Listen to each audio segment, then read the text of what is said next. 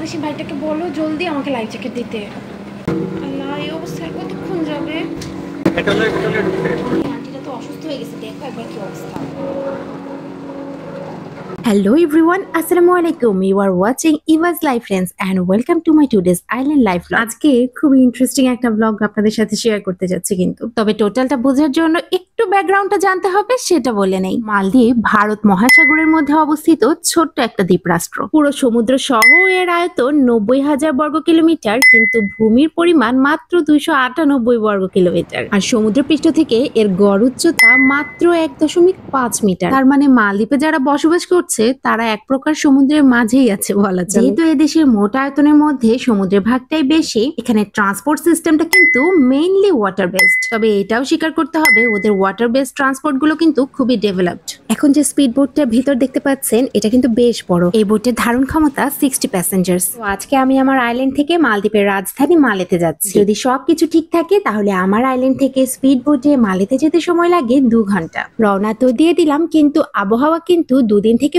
বেশ বৈরী। আমাদের অবশ্য এই ওয়েদারের মধ্যেও না যাওয়ার কোনো অপশন ছিল না, কারণ সেদিন সন্ধ্যায় আমাদের ইন্টারন্যাশনাল ফ্লাইট ছিল। খুব অল্প সময়ের মধ্যে সবকিছু প্ল্যান করায় আমরা ডোমেস্টিক ফ্লাইটটা ম্যানেজ করতে পারিনি। তো যাই হোক, সকাল 7টার বোটে আমরা রওনা করে ফেললাম মালের উদ্দেশ্যে। আজকে প্রথম থেকে ওয়েদারটা বেশ খারাপ।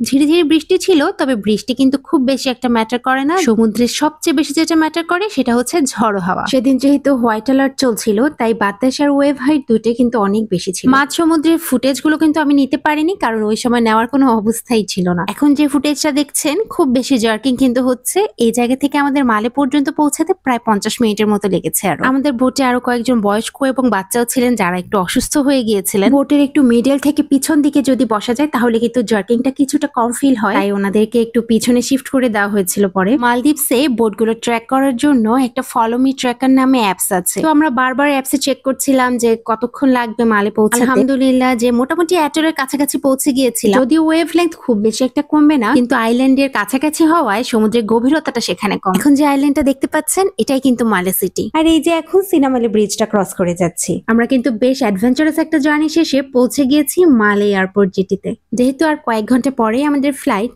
আজকে আমরা কোথাও স্টে করব না। তবে হুলুমালে আইল্যান্ডে আমার আগে কখনো যাওয়া হয়নি, তাই ইচ্ছে ছিল একটু সেখানে ঘুরে আসা। তো রওনা দিয়ে দিলাম হুলুমালের উদ্দেশ্যে।